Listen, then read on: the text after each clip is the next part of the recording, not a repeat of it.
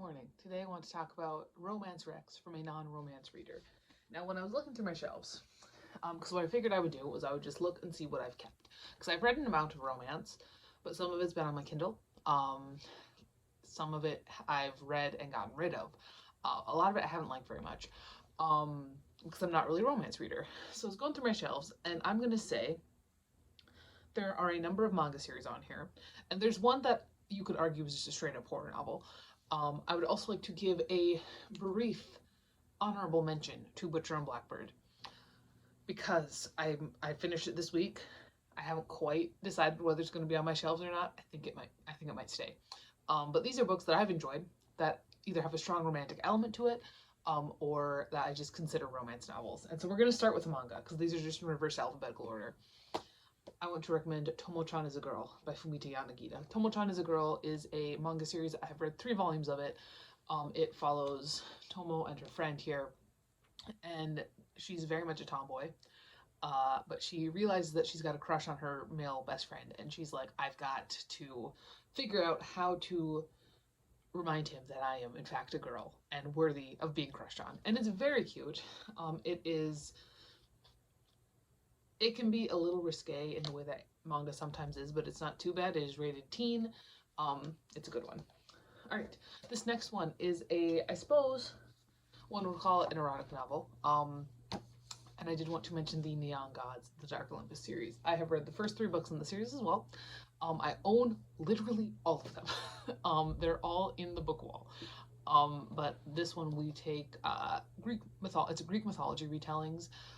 But they make it dark romance. It's not really dark romance. Like, I've read some dark romance by this point. I just mentioned Butcher and Blackbird. I read Satan's Affair by H.D. Carlton, stuff like that. I've read some Penelope Douglas. In this case, it's like, I feel like, and I'm not saying this is good, but I feel like in dark romance, a lot of the times what that just means is that the guy's just mean. And Hades is not mean in this. In any of them, like, they're never mean to each other. There's just some, like, intense stuff going on in the background. Or they might, get a little freaky sometimes. It's not super dark. Out of the 3 that I've read, Electric Idol is my favorite, which I was surprised by because I thought it was going to be the Achilles and Patroclus one, but it's not. But this one is, first one's Hades and Persephone. The second one is, I believe, Eros. Eros? Is that who it is? Who's the second one? I don't know, but I sure liked it, and I don't really feel like leaning over there to grab it. And the third one is Achilles and Patroclus and Helena Troy. So I think that they're fun. I think that they're worth it. And again, I have them all, even though I've only read the first 3. This next one is one that's kind of stood the test of time for me, and this author has kind of stood the test of time for me. For me, this is like the genesis of dark romance. I guess not really, because you could maybe go all the way back to like Anne Rice, Lacey Andrews, Poppy Z. Bright, if you want to do what kind of marriage of horror and darkness and then romance. But for me, this is what really started it. And I read most of this author's books. I don't know, he transitioned, wrote one more book, and then dropped off the face of the planet. But I want to talk about Black Iris by Leah Rader, aka Elliot Wake. This book was my favorite book of 2015. I had just freshly graduated high school. I was like 17 years old, and this book just like changed my life. I loved it so much. I think it's written beautifully. I reread it a couple years ago, last year, and because I was curious to see if it would hold up, and it absolutely did. It's gorgeous. I don't know, is romance the right word for this? Maybe not. Maybe romance is not the right word for this book, but it does kind of have that dark romance situation there. What it's about is it is about this girl who it kind of has a dual timeline thing going on where she's like in high school and then she's also in college, and like she's super bullied, and then honestly, now that I'm thinking about it, it reminds me a lot of Luckiest Girl Alive, but it's a lot better written than Luckiest Girl Alive, and there's more romance.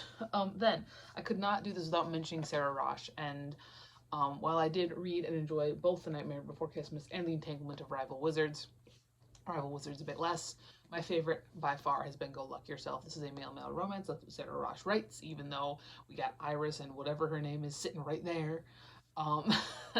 But this one follows Chris, who is a Prince of Christmas, and Lachlan, who is a Prince of St. Patrick's Day. And if the concept sounds kind of stupid, It kind of is, but it's very cute. And this one I feel like was just a little bit too relatable for my liking. Chris was too relatable for my liking. But no, they're very cutesy. They are explicit, so they do have explicit sex scenes in them, but they're not like super dark, and it's not like every other page. Sometimes they're like a little bit ill-timed. I'm like, is this really our priority right now? But no, they're kind of more low stakes, even though we do try to add stakes. They're kind of low stakes. They do though talk about like parental abuse and everything like that. This one I found Go Luck Yourself to be the best one. I wasn't as big of a fan of the Entanglement to Rival Wizards. I did still pre-order the sequel to that one though, so we'll see. Could have just been the characters.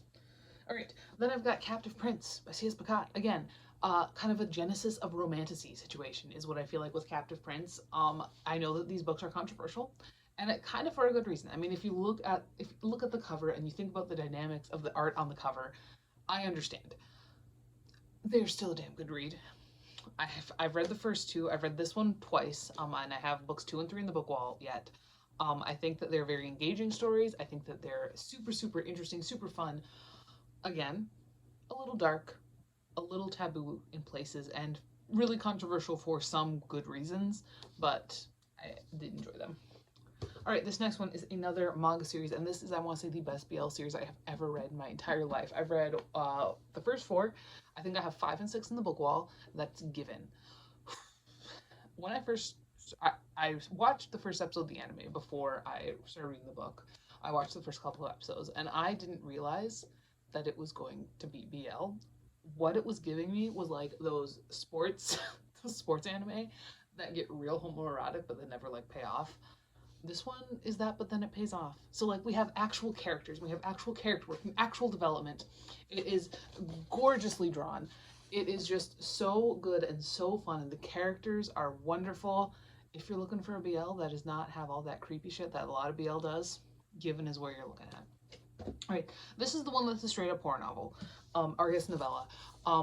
But when I read this, what really stuck with me was the romance. I mean, there was definitely some gross parts, but the romance between our main character and her plague doctor was insane and so beautiful. And I also fell in love with the plague doctor.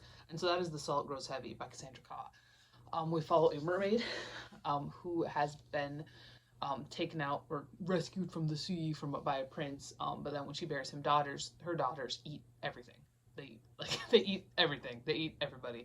And so we're in like a dead country where we have cults just kind of running rampant. There's really no real order anymore because, again, her daughters ate everything. And she ends up running into the plague doctor. And the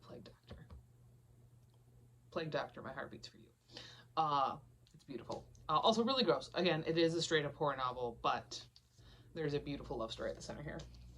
All right, I do have 3 more manga series. I have found that I really enjoy romance in manga more than I enjoy romance in fiction, and I enjoy romance in manga more than I enjoy action in manga nowadays, which is really interesting to me. And we have another really, really very good BL series, and that is Sasaki and Miyano. I've read the first 3. I did watch the entire first season of the anime. This is a very cute, very, very slow burn. Very slow burn. We follow Sasaki and Miyano. Miyano is a very small, effeminate-looking little guy who, he's not gay, but he really likes reading BL. And then Sasaki is an older, juvenile, delinquent-looking guy who is absolutely falls head over heels for Miyano like the first time they meet. And he's like, he's ready, he's willing to wait. Again, very cute. This one is very, very slow burn. Absolutely worth it. All right, the next one we have another straight romance. Look at that. Wotakoi, Love is Hard for Otaku. I read, I think the first 4 books, first 5 volumes. I think there's 6 volumes total. I know I read all but the last volume.